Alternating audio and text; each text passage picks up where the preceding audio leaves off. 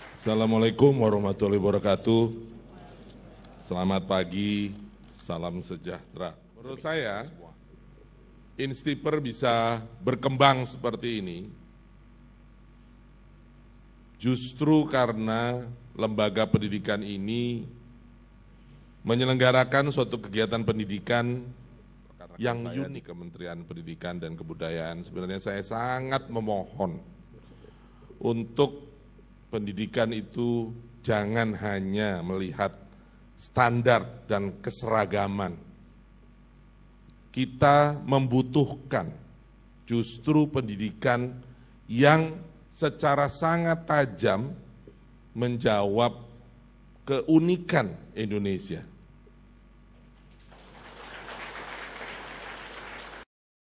Sekalian, Indonesia adalah produsen dan eksportir sawit terbesar di dunia.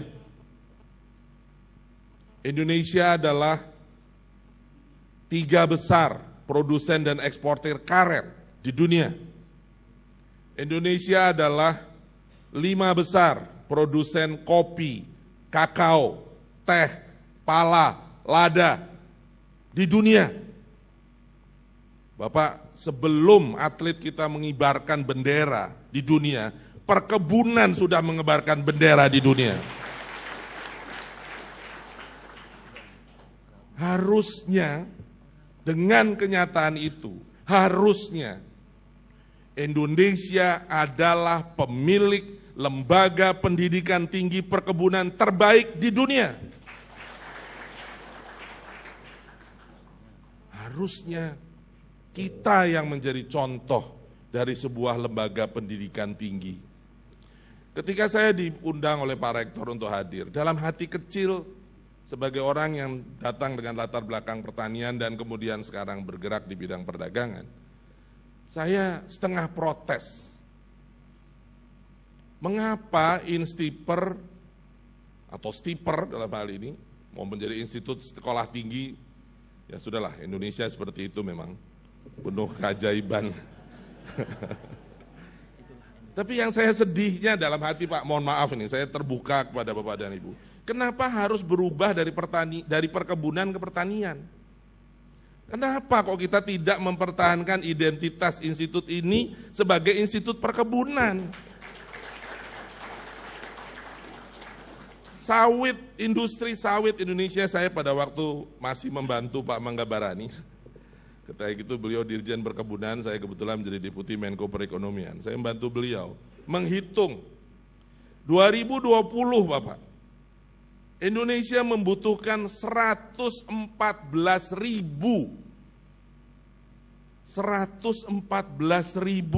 tenaga middle manager hanya untuk sawit. Hanya untuk sawit. 28.000 untuk karet, 18.000 untuk kopi, dan saya bisa panjangkan terus. Dan itu ditopang oleh nilai bisnis, nilai ekspor dari perkebunan kita yang tahun ini kurang lebih mendekati 25 miliar US dollar. 250 triliun rupiah. Kalau saya ambil saja, dari 250 triliun itu 20% untuk SDM, 20% untuk SDM, itu artinya sudah 50 triliun rupiah per tahun untuk SDM. Saya ambil dari SDM 10% saja untuk pendidikan dan training. 5 triliun rupiah biaya yang dikeluarkan oleh semua perusahaan perkebunan Indonesia untuk pendidikan dan training. 5 triliun rupiah.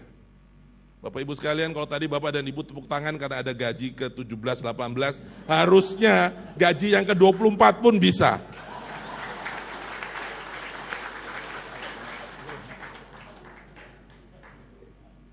Alangkah inginnya saya ketika saya harus berangkat ke Eropa atau ke Amerika Serikat membawa misi dagang, saya bisa mengatakan kepada mereka, beli produk Indonesia.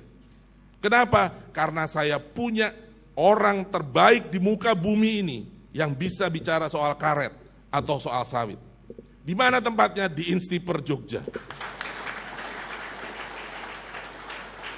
Itu harusnya menjadi cita-cita kita.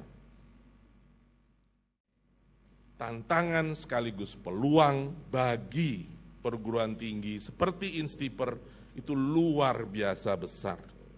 Dan bangsa Indonesia mengharapkan Bapak dan Ibu di lembaga pendidikan tinggi ini bisa terus memperkuat yang menjadi andalan Indonesia. Adik-adik mahasiswa, kalau Anda sudah jadi mahasiswa Instiper, beruntunglah Anda. Karena Anda betul-betul nanti akan bisa berperan besar dalam ekonomi Indonesia. Instiper punya sejarah yang besar, sejarah yang panjang. 55 tahun itu bukan waktu yang singkat. Alhamdulillah dari Rp10.000 ya Pak, bisa menjadi kampus yang demikian hebat. Saya tidak tahu kalau divaluasi sekarang mungkin, saya tidak tahu Pak Rektor. Yang menjadi pertanyaan bukan di permintaan. Yang menjadi pertanyaan adalah bagaimana supply responnya. Bagaimana kita memenuhi permintaan itu. Saya ambil contoh lagi sajalah. Kafe di Indonesia ini tumbuh kurang lebih sekarang sekitar 12-13% per tahun. Di setiap kota, setiap tahun kurang lebih terbuka kafe baru antara 10 sampai 15. Kafe baru. Kafe itu ya Starbucks, Toraja Cafe, Espresso, macam-macam. Bagaimana memasok kopi untuk kafe itu? Itu saja sudah sebuah pertanyaan besar. Dan kalau masuk kafe, kopinya tidak bisa model kopi instan. Harus dalam bentuk biji. Begitu butuh biji, pertanyaannya roastednya dari mana? Apa namanya tuh? Penggoreng kopinya, industri penggoreng kopinya ada di mana? Kafe harus buka tiap hari, setiap malam, menyajikan kopi setiap hari, nggak boleh libur. Nggak bisa kita beralasan, kopi kita sedang nggak panen hari ini, kita nggak kirim dulu ya, nggak bisa. Jadi artinya kopi untuk kafe itu harus tersedia setiap hari, setiap bulan, sepanjang tahun. Saya mempertanyakan roastednya. Nyimpennya gimana kalau gitu? Kita tahu kopi panennya tidak setiap hari. Menghantarkannya bagaimana? Mengolahnya apa iya kita masih bawa pakai karung? Alat angkutnya seperti apa? Dan seterusnya dan seterusnya. Jadi bagaimana memenuhi permintaan itu sekarang menjadi tantangan terbesar. Bapak dan Ibu yang ada di Instiper ini, saya dengar tadi ada 3 fakultas. Fakultas yang ketiga, jadi pertanian, kehutanan, dan agroindustri. Yang ketiga ini yang akan jadi penentu.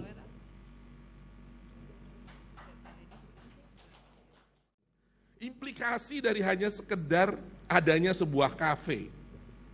Itulah ladang pekerjaan dan ladang amal yang luar biasa untuk setiap lulusan Instiper.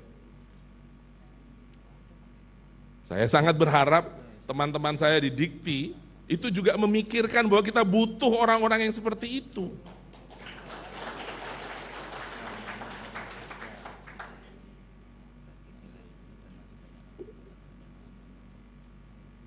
Tadi saya sudah menyebut dalam kopi ada kopi luwak.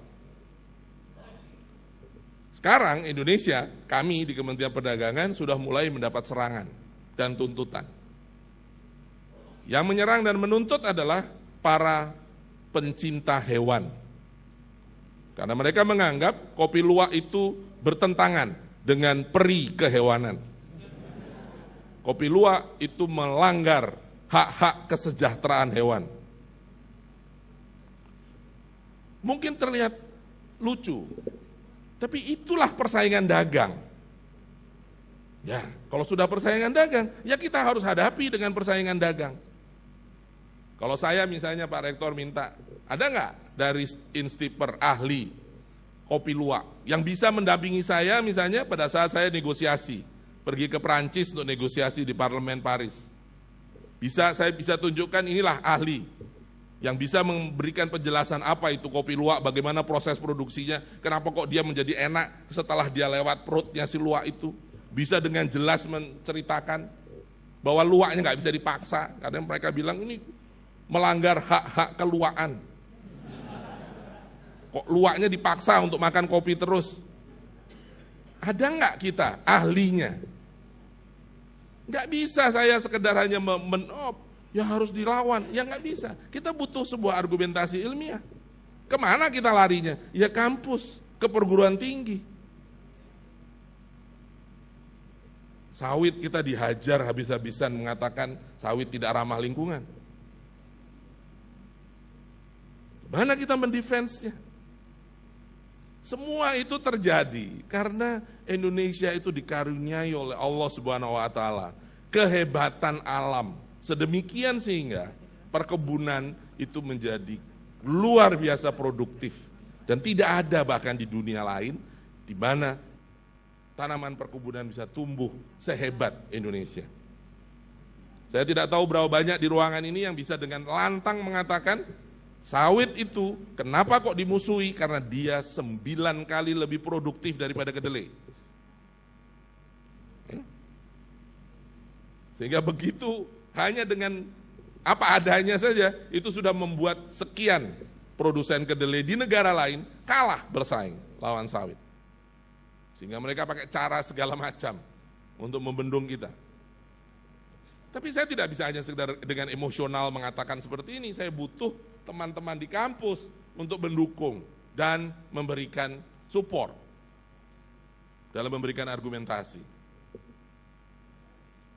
Oleh sebab itu, sekali lagi, kepada Dies Natalisnya yang ke-55 Instiper ini, Anda telah berperan besar dalam perkebunan Indonesia dan karena itu Anda telah berperan besar dalam ekonomi Indonesia.